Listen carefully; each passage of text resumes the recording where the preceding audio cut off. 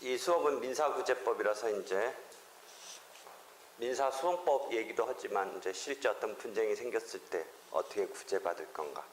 그 다음에 우리가 구제라고 생각한다면 뭐 채권을 회수한다 이런 거가 일반적으로 생각하는데 나중에 가면 이제 채무자를 오히려 구제한다든지, 그러니까 우리가 돈을 빌려가지고 막 이자가 이자를 막 더 불어나면서 뭐 가가다 뉴스에 나오잖아. 뭐 1,000만 원 빌렸는데 갑자기 나중에 갚아도 1억 원이 됐다.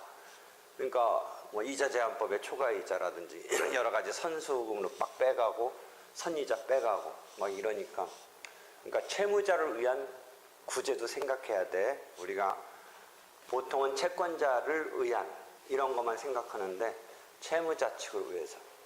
그래서 파산 면책 또는 개인 회생 이런 거가 채무자의 빚을 탕감시키고 구제를 해서 프레시 스타트라는 거. 이게 개인의 경우는 이제 길거리에서 우리가 보는 뭐 파산 면책, 회생 이건데, 채무자를 서포팅하는 이런 법이 여러분은 드물게 이 수업에서 볼 수 있는 그런 과목은 거의 열리지 않으리라고 생각해. 그래서 그런 등등등등 지금 배워 나가는 거예요. 일단 우리가 문제가 생기는 거는 저번 때 민상법상의 어떤 법적인 법률 관계를 맺다 보니까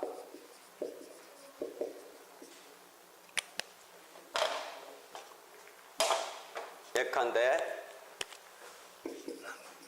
소비대차 대여금, 예컨대 매매대금 이런 거, 예컨대 불법행위 손해배상 이런 거, 그 다음에 뭐 소유권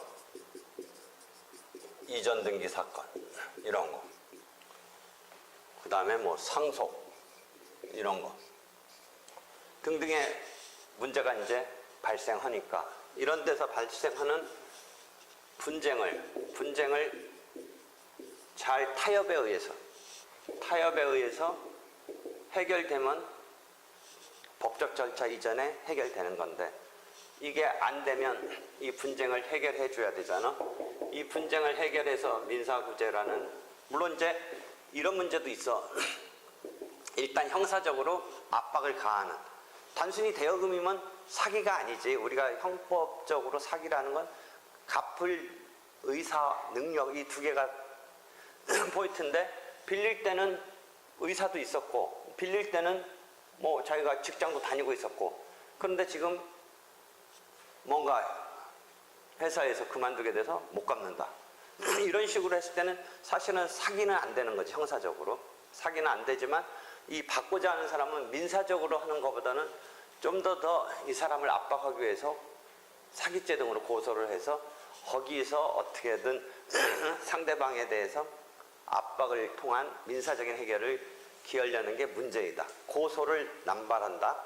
그 다음에 민사사건을 형사사건화한다. 이런 문제점이 있어. 민사사건을 형사사건화한다.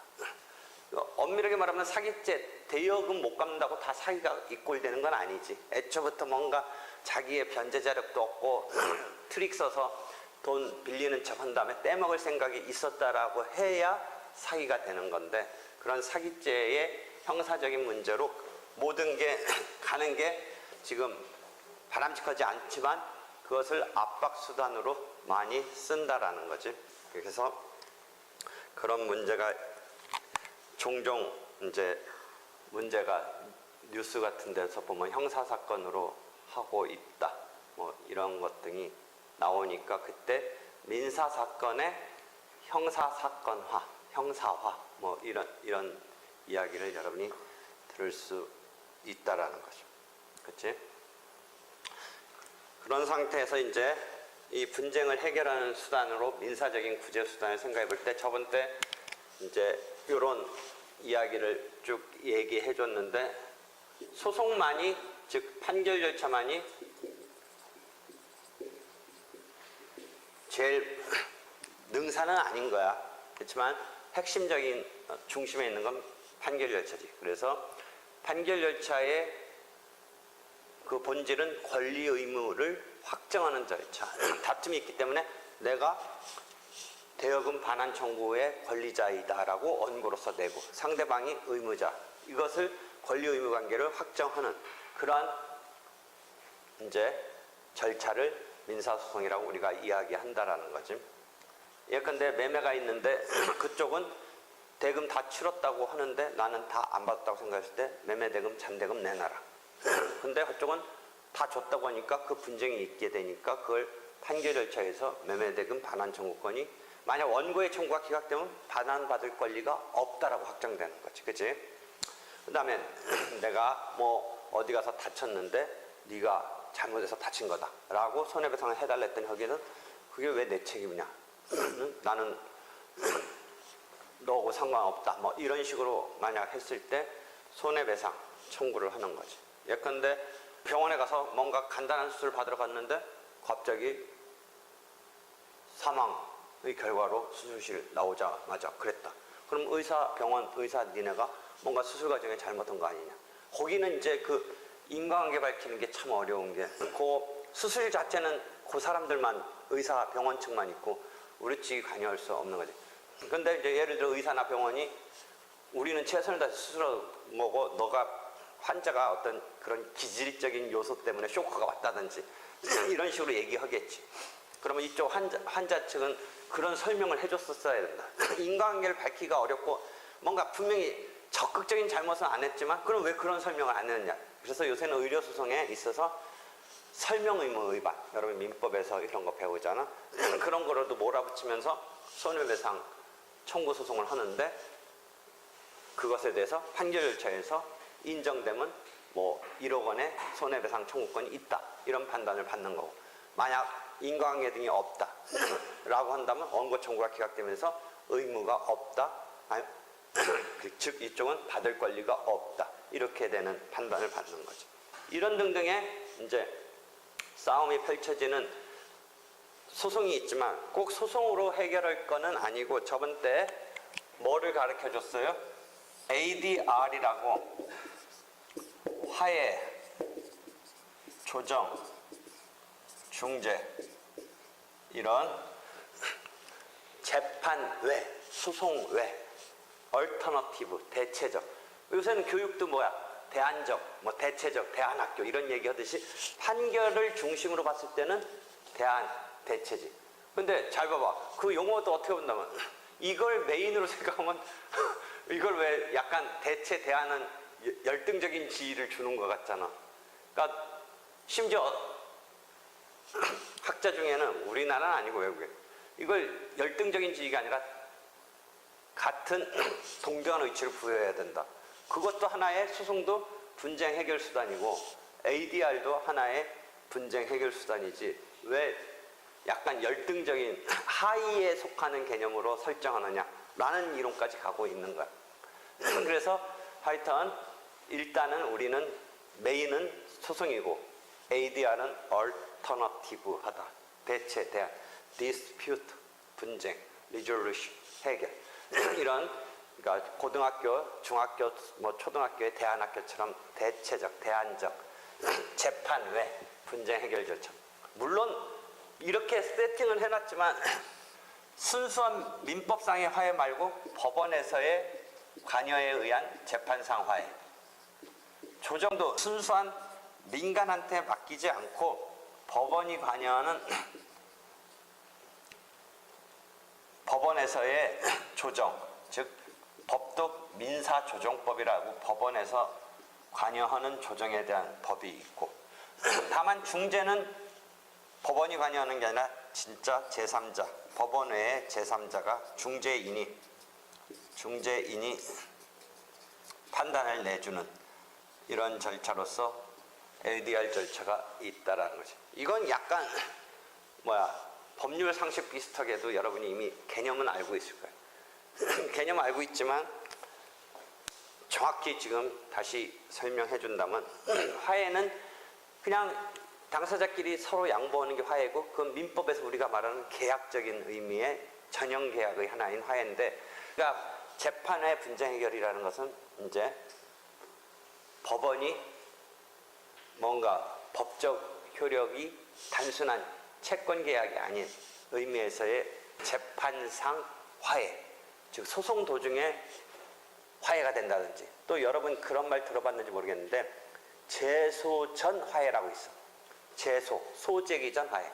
그러니까 민법상 화해인데 에 그치지 않고 법원에 우리가 소송으로 가기 전에 한번 화해 이렇게 해서 서로 양보하여 하겠다 라고 하는 게 제소전 화해고, 재판상 화해 속에 제소전 화해가 있고 재판상 화해 속에 소송상 화해가 있는 건 소송 들어가서 소송을 냈는데 오히려 소송에서 소송의 마지막 결말은 판결이잖아. 판결은 공권적 판단으로서 강행적인 이제 법원에 의한 국가기관에 의한 결론인데, 그런 소송 도중에 타협을 해서 일도 양단적이 아닌, 판결은 일도 양단적이야. 손 들어주는 건데 화해는 서로 양보, 서로 양보에 의한 해결이 있을 수 있어. 그렇지? 여기서 화해가 있을 수 있거든. 그것은 재판상 화해 속에 소송상 화해야. 그러니까 화해를 크게 머릿속에 그리면 우리가 민법적으로 말하는 화해계약, 그것에 대칭되는 게 재판상 화해. 그러니까 민법상의 화해가 있고 재판상 화해가 있는데, 이 재판상 화해는 제소전 화해를 누가 관여하냐? 제소전이지만 법원이 관여해, 법관이 관여해. 그러니까 재판상 화해야. 그 다음에 이제 소송상 화해는 소송하다가 화해가 돼. 이런 시스템이 있어. 이 경우는 조문에 가서 보면, 민사소법에 보면 220조인가에 보면 확정 판결과 마찬가지 효력이 있다, 이런 이야기를 해. 확정 판결과 동일한 효력. 그러니까 요거는 소송에 따른 결론인 판결은 아니지만 그 판결과 마찬가지 효력이 있다, 이런 게 있어. 무슨 의미냐? 결론이 냈으니까 그거 가지고 강제 집행 갈 수 있어, 판결처럼. 확정된 판결이 집행할 수 있는 권한이 된다, 이런 이야기 조금 어려운 집행 권한 이야기 해줬지. 집행 권한의 대표적인 게 판결이 확정되면 집행할 수 있는 이제 권한이 되는 거야. 근데 화해에 따른, 재판상 화해에 따르면 이제 그 화해 내용이 조서화돼. 이게 종이에 써져. 즉 그게 판결문처럼 역할을 해준다, 그 말이야. 확정 판결과 마찬가지 효력이 있다라는 것은 그게 그 조서 꾸며진 내용대로 판결처럼, 그럼 그 화해가 실은 나 의사하고 이제 소송이 붙었는, 아니, 분쟁이 붙었는데 나 피해액 1억 원이다라고 했는데 뭐 우리도 병원 측에 어쩔 수 없지, 일부러 그러지 않느냐 뭐 등등 해서 다행히 타협이 돼서 한 6천만 원 주는 거로 타협이 됐다. 그 말은 뭐야? 판결은 일도 양단이라는 게 뭐야? 1억 원 청구했을 때 물론 판결에서도 6천만 원으로 결론이 나올 수는 있어. 판결에서 6천만 원 나온 것은 네 손해가 6천만 원이다라고 해서 나오는 결론이고, 오히려 화해에서 6천만 원은 서로 양보해서 6천만 원이라는 게 나오는 거야. 그래서 6천만 원으로 허기로 화해가 되면 그게 판결문에 6천만 원이라고 주라고 한 거와 마찬가지 효력이 있어서 강제 집행할 수 있다. 근데 이 ADR의 특징은 뭐야? 판결은 저번 때 얘기했듯이 막 연락에 싸우다가 6천만 원 주라니까 뭐 판사 앞에서 불만을 표현하는 것에 법원 앞에서의 단계는 대법원까지 상고까지는 뭐 해보려면 해볼 수는 있지만 하여튼 나중에 받아들여야 되는데, 그 받아들인 마음이 사람에 따라서는 연락에 싸웠으니까 흔쾌히 못 받아들이는 거지. 그치? 끝끝내 싸운 결과라는 과정을 보면 이 사람이 흔쾌히 받아들일 거면 애진작 거기까지 안 갔지. 근데 화해는 그거보다는 서로 양보를 해서 화해도 뭐 기분은 좀 찝찝한 건 남지만 그래도 앞에서는 웃는 척하고 악수하는 거잖아.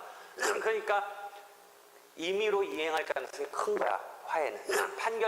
판결은 하여튼 계속 앙금이 남고 막 이런 건데, 화해는 뭐 찜찜한 마음이 있을 수도 있지만 경우에 따라서는 그래 그 정도면 나도 조금 너한테 법적인 의미를 떠나서 뭔가 부담은 느끼는데 그 정도는 해주마 이렇게 되면서 흔쾌히 이렇게 해서 처리가 되니까 이런 ADR적인 해결의 장점은 뭐다?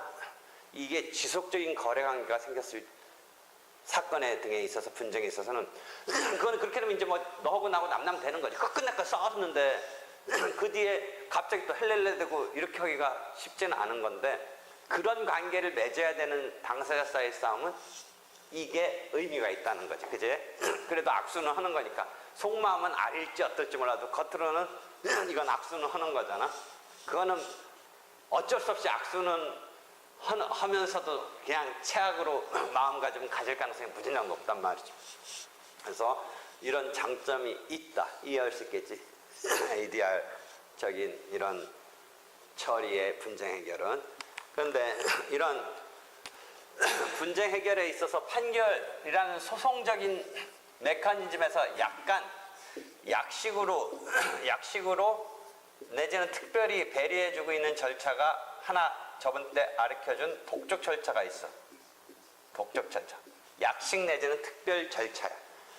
어떤 의미에서 특별 절차냐면 일단은 변론을 열지 않아. 우리가 소송을 한다면 저번 때 얘기했듯이 소장을 제출하고 거기에 대해서 답변서를 받고 그 다음에 서로 할 말을 판사 앞에서 할 수 있는 공개된 법정에서의 직접 구술로 따질 수 있게 해주는 그러한 변론이라는 장치가 있다고 했지. 그래서 불러서 너 할 말 하시오. 너 반박할 거 하시오. 네 억울함 말하시오. 너 공격할 거 하시오. 그 다음에 거기서 이제 확정해야 될 사실이 있으면 증거를 신청해서 증거조사를 하고, 그러니까 변론, 증거조사 이런 절차를 밟은 다음에 증거조사한 결과로서 이제 가타부타 해서 판결로서 결론을 내려주는 게 판결 시스템인데 이해됐지? 근데 이 간이 약식의 독촉 절차는 일단 이 변론 이런 걸 열지 않아. 그러니까 이때는 채권자라는 말을 쓰는데 원고라는 말 안 쓰고 돈 받겠다 이렇게 적극적으로 주장하는 자를 채권자라고 하는데 채무자한테 일단 돈 받겠다고 들어가면 채무자를 소송 같으면 너 여기에 대해서 답변해라. 그래서 답변서를 내도록 하고 그 다음에 이제 변론을 연다. 아까 말한 그런 절차로 가는데 이건 왜 특별 절차 내지는 약식 절차냐면 그 피고에 해당하는 채무자의 변명을 일단 안 들어. 법원은 신청자인 채권자가 신청에 따른 요건만을 충족했으면 그 내용에 대해서는 가타부타 진실을 밝히지 아니한 채, 즉 채무자인 피고를 불러서 이 말이 맞는지 안 맞는지 따지지 아니한 채 판결문에 해당하는 그 내용에 해당하는 신청자인 채권자 말에 따라서 갚아라라고 지급 명령을 내려. 그러니까 독촉 절차에 있어서의 어떤 그 시스템은 변명을 듣는 절차가 없다. 그 다음에 원고도 자기가 돈 받을 권리를 세세하게 증명할 필요도 없어. 일단 나 지금 돈 받을 일이 있다라고 하면 그것을 수긍해서 그냥 채무자한테 갚아라 라고 지급 명령을 내려. 지급 명령.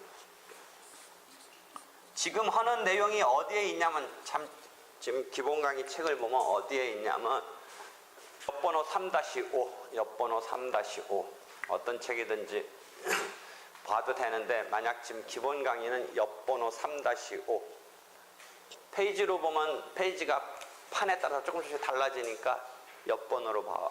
옆번호 3-5에 보면 그런 설명이 있어. 독촉 절차는 간이 약식 특별 절차인데 소송과 달리 그런 변론이라는 류의 변명을 듣는 절차가 없이 일단 지급하라. 그러면 변명도 안 듣고 돈 지급하라고 하니까 그 대상은 이런 소송은 안 돼. 이전 등기 청구 같은 거는 안 되고 돈에 관한 소송적인 대상. 그러니까 대상은 금전, 그 밖에 어떤 유가증권 등의 얼마 이런 대상만 갖고 쓸 수 있는 제도야. 그러니까 약식 특별 절차인데 그 대상은 금전적인 청구를 전제로 한다. 그 다음에 특징은 변론 같은 게 없다. 피신청자인 채무자의 변명을 듣는 절차가 없다. 그러면 채무자는 무조건 끌려가서 지급하라고 하는 것에 대해서 갚아야 되느냐? 이건 시스템을 어떻게 하는 거야? 일단 변명을 들으면서 소송처럼 증거조사까지 가서 결론을 내려서 권리 의무를 확정하는 게 아니라 일단은 채권자대로 갚아야 된다라고 하고, 만약에 네가 억울하면 이의해라. 채무자 네가 이거 수긍 못하면 2주일 이내에 이의하라. 이의하지 않으면 그대로 그렇게 지급 명령이 강제 집행할 수 있는 집행권한이 되는데, 이의하라. 그럼 이의하면 어떻게 되느냐? 그러면 이제 소송 절차로 간다. 이의하면 소송 절차로 간다. 이런 메커니즘이야. 그러니까 어떤 때 유용하겠어? 대상은 일단 금전 청구이고 채무자가 다투지 않으리라고 보이는. 우리가 이 분쟁은 있지만 우리가 분쟁을 상정할 때는 양 당사자 측이 뭔가 첨예한 싸움이 있다고 치지만, 실제 대응 같은 금전 청구의 또 상당 부분은 사실상 안 갖고 있기 때문에 그렇지, 그 돈 빌려간 거라든지 자기가 돈 줘야 될 것을 적극적으로 아니다라고 하는 케이스는 실질적인 의미의 분쟁이지만, 그렇지 않은 것도 대여금 같은 경우는 많이 있단 말이지. 그러니까 대여금 같은 경우에는 곧바로 강제 집행을 들어가려면 뭔가 집행할 권한이 필요한데, 그 집행할 권한을 생성하기 위해서 곧바로 판결 절차 가는 무거운 절차 가기 전에 한번 시도해 봄직하다는 거죠. 그런데 채무자가 이의가 할 게 뻔하다면 괜히 곧바로 소송으로 가는 것보다 헛절차 밟은 꼴도 될 수가 있다 이거지. 헛절차. 소송으로 가면 어떻게 하냐면, 독촉 절차는 간이하니까 소송에서 내야 되는 그 인지액, 그 재판 절차를 이용하는 그 수수료가 10분의 1만 받아. 10분의 1. 그러면 소송으로 가면 10분의 9만 더 내주면 돼. 그리고 우리가 소송을 제기했을 때 받을 수 있는 뭐 시효 중단의 효과 등도 독촉 절차 신청을 했을 때 지급 명령을 독촉 절차를 이용해서 그런 지급 명령을 신청했을 때로 다 쳐줘. 그렇게는 해줘.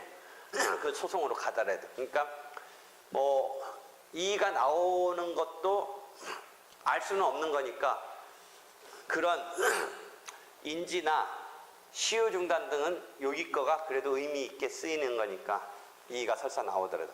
근데 이제 하여튼 이의가 없으리라고 보이는 류의 분쟁이었다면 그 경우는 사실은 우리가 말하는 실질적 분쟁은 그 금액을 놓고 싸운다든지 갚을 의무가 있다 없다를 갖고 싸우는 건데, 대여금 같은 경우에는 뭐 빌려간 건 너무 확실하고 뭔가 지금, 그러니까 이 받고자 하는 사람 참 깎아보니까 아까 만들어 뭐야, 형사고소해서 사기죄로도 해보고 이게 그러니까 그러니까 이거 해가지고 지금 하면 거기서는 뭐 못 갖고 있는데 이익까지 뭐 하면서 버티지 않을 이런 거라면 집행을 할 수 있는 권한을 확보하는 거지. 다만 이제 집행권을 확보하는 것도 또 뭐냐, 그것도 종이 조각에 불과해. 판결문이든 지급명령이 확정됐든 집행을 하려고 하는 거가 목적인데, 집행을 하려면 또 뭐가 있어야 되냐, 재산이 있어야 되잖아. 그 채무자의, 피고의.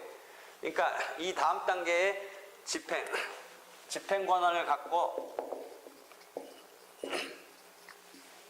권리 의무를 판결이든 독촉 절차를 이용한 지급명령이든 또는 ADR적 절차에 의한 화해조서든 조정조서든 중재 판정문이든 중재를 통한 중재 판정문이든, 거기에는 돈 주라는 내용 등등이 있다고 쳐도 돈을 그 내용대로 주지 않으면 강제 집행을 들어가야 되는데, 그래서 권리 의무를 확정한 결과물은 아직 권리를 실현하는 데 있어서 임의로 이행이 안 되면 권리 의무를 확정해 놓고 그 다음 그게 집행 권한이 돼서 권리 의무를 집행 권한을 갖고 권리 의무를 실현하는 절차인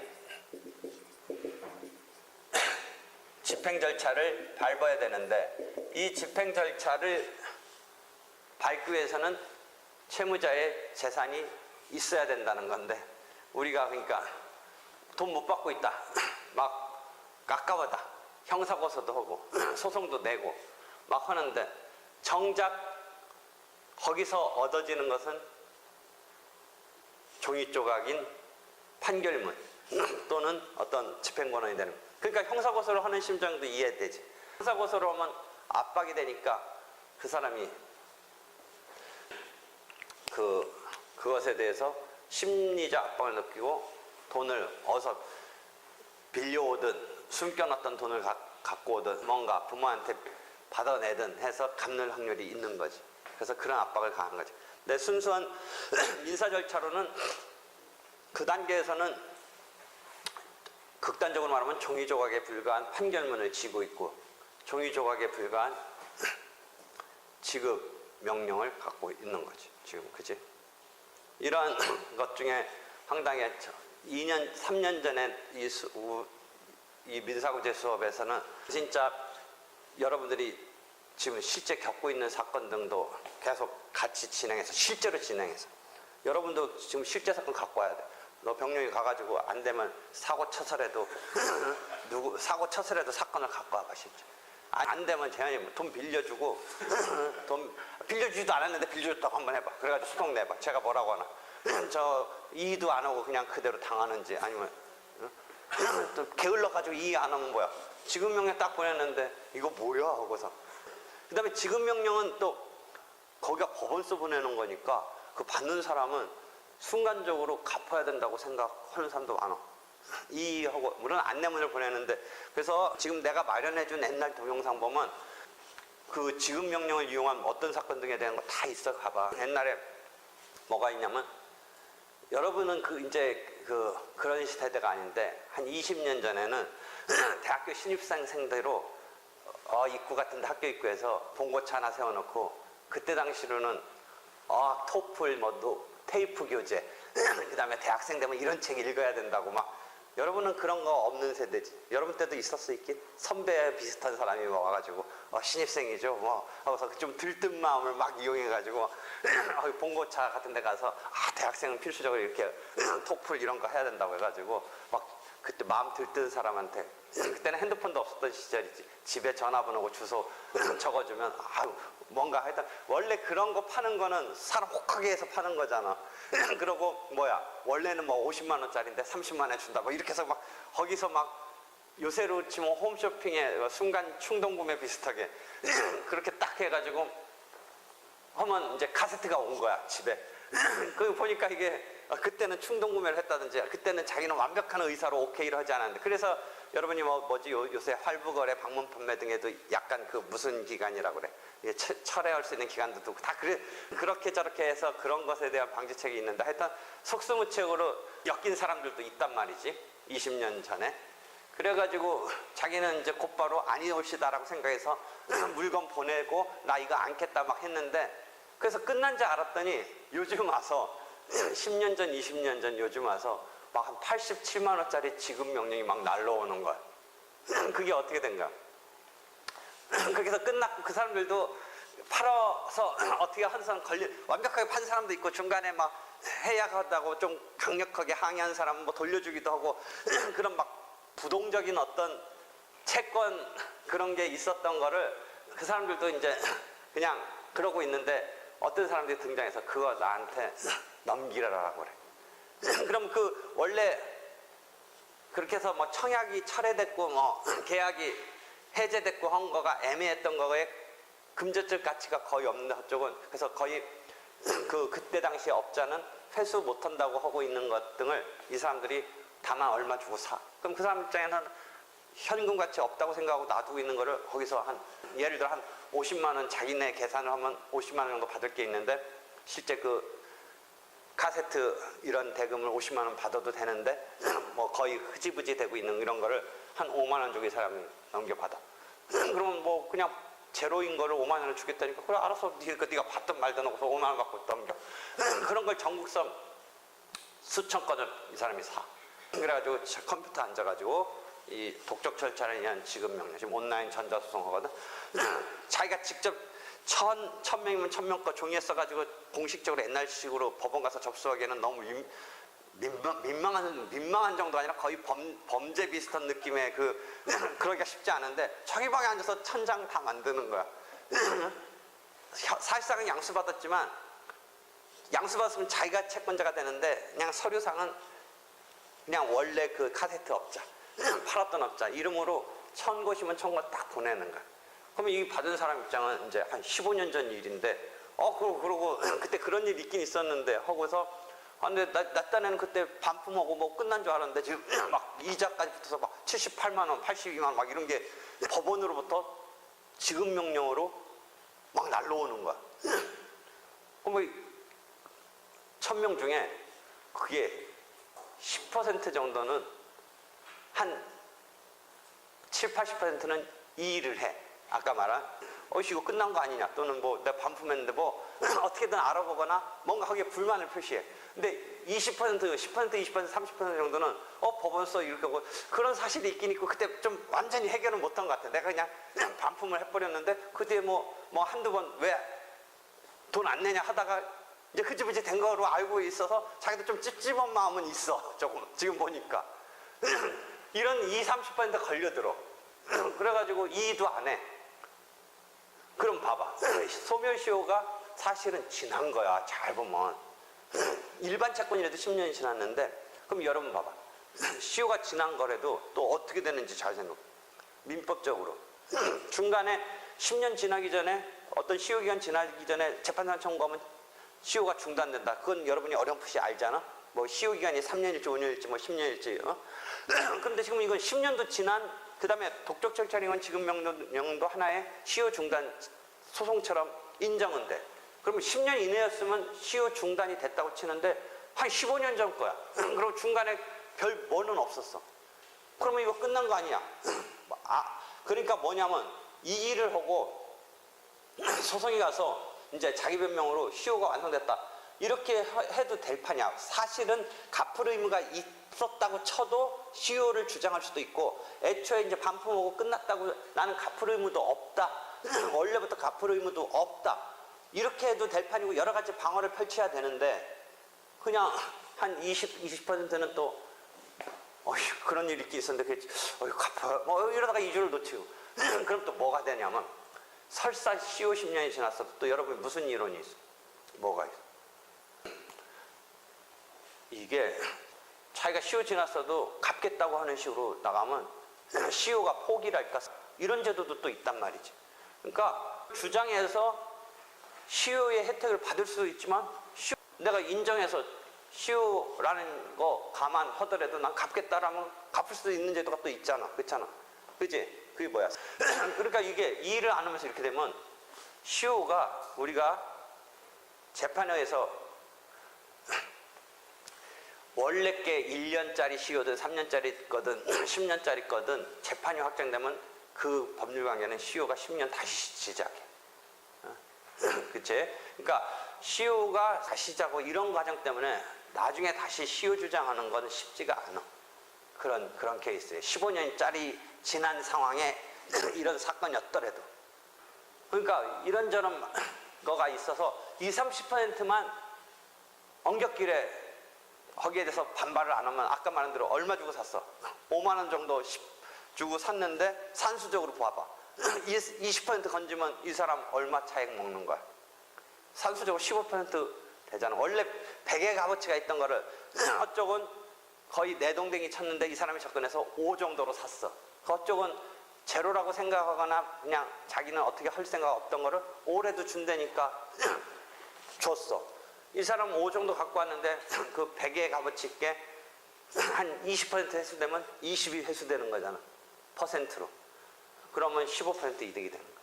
그래서 그런 업자들이 비슷하게 하는 게 문제가 돼서 3년 전에 거의 기존에 강의 올려놓은 거 보면 뉴스에 나와서 그런 업자들을 뭔가 좀 이게 나쁜 사람들인데 해서 막 그런 수사하고 그런 게 있었어. 그러니까 소송만을 목적으로 하는 채권 양수 이런 것도 원래는 법의 무효야. 근데 이 사람들은 사실상 양수인데 아마 명의는 원래 채권자 명의로 넣고 막 그런 거가 있어. 그런 것도 했던 거가 다 있어. 그런 와중에 실제 수업 중에 벌어진 겪은 거 등등 했는데 교과서에는 있긴 있지만 진짜 우리도 설명 안 하고 하는 희한한 게 어떤 학생, 그 학생은 졸업했는데 엊그제도 나보고 밥 사달라고 해서 학교 가서 밥 먹었는데 거기 보면 다 나와. 동영상 보면 거기 실제 그 사건 나와. 제가 좀 어리버리한지 맨날 뭐 많이 그래. 그런 사이트가 있어? 뭐 원래 물건인데 좀 싸게 구입하는 사이트 같은 게 있는데 그게 진짜 이제 공동구매라든지 싸게 구매라든지 해서 제대로 되는 경우도 있는데 그 자체를 사이트를 사기적으로 걸리고 돈 떼먹고 도망가는 이런 것도 있나 봐. 얘가 뭔가 상품권을 뭐 50만 원 정도 되는 걸 뭐 한 100만 원어치인가를 뭐 50만 원인가 살 수 있는 그래서 돈을 보낸 거야. 상품권 뭐 이렇게 싸게 해준다고 하면 사이트가 있나 봐. 보냈는데 결국 이게 제대로 운영되는 게 아니라 그것만 딱 입금받고 또 어떤 사람들한테도 입금받고 어리버리하거나 그런 하고서 나몰라라 하는 이렇게 됐어. 그러니까 얘가 사기당한 거지. 그건 진짜 사기당한 거야. 50만 원 사기당한 거야. 입금했는데 상품권 안 오고 알아보니까 속된 말로 어디로 잠수 타고 도망갔어. 그래가지고 여러 사람 피해자가 나오니까 이제 고소를 했어. 이건 사기지. 그렇잖아. 그건 단순히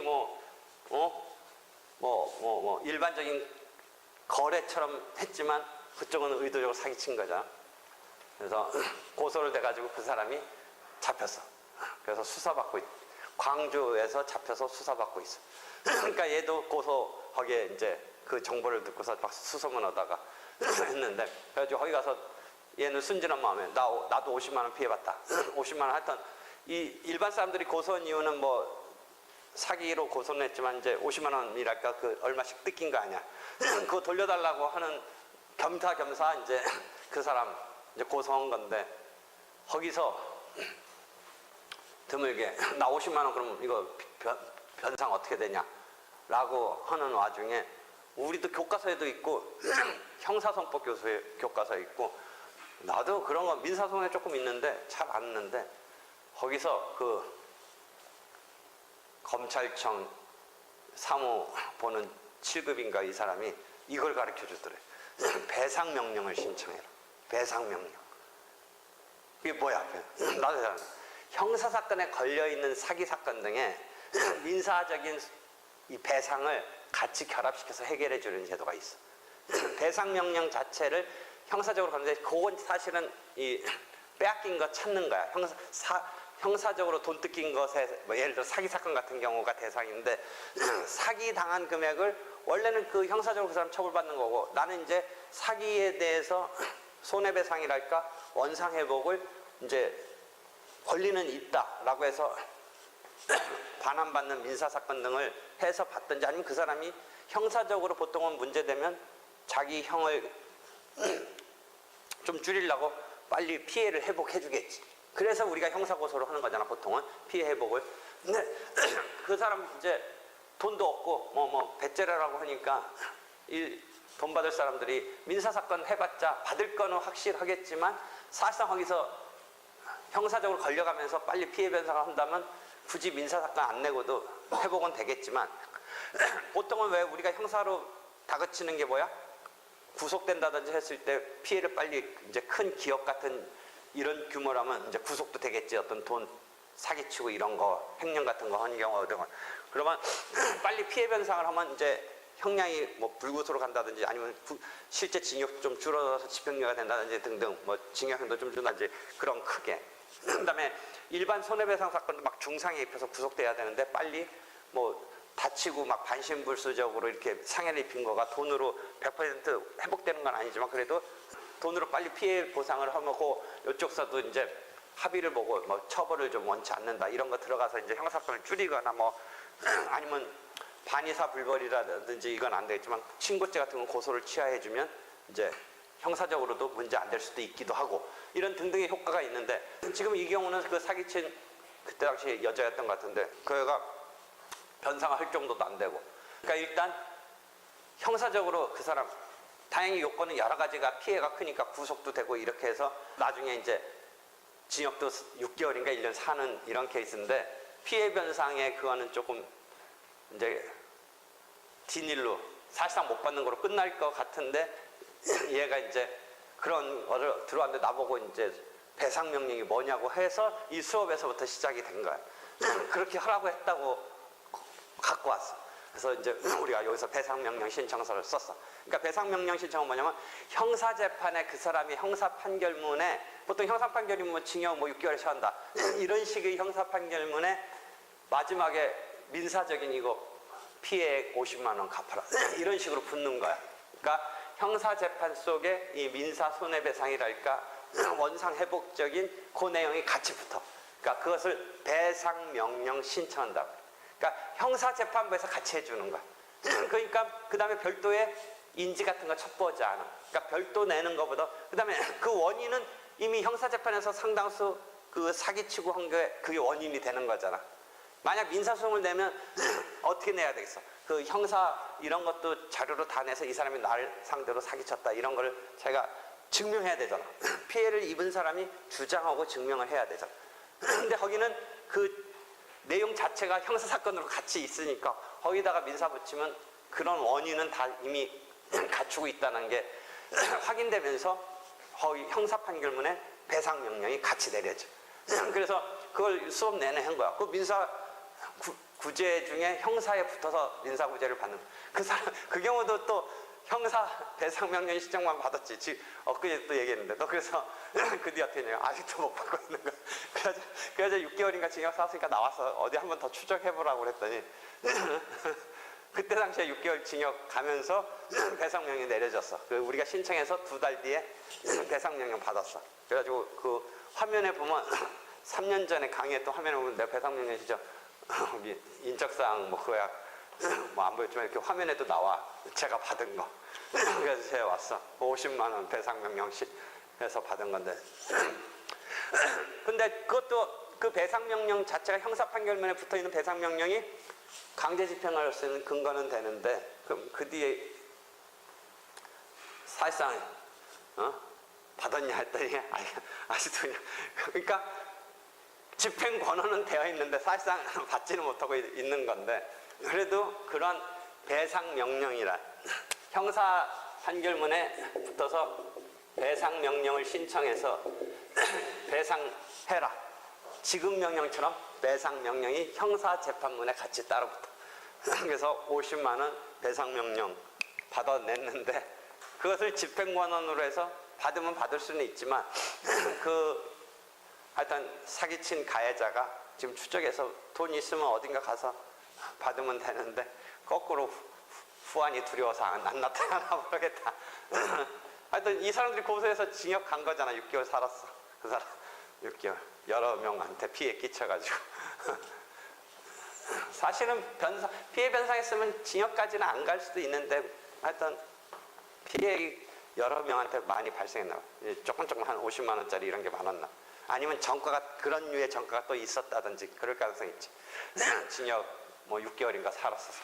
하여튼 그런 배상 명령 신청도 우리가 이 수업 시간에 해가지고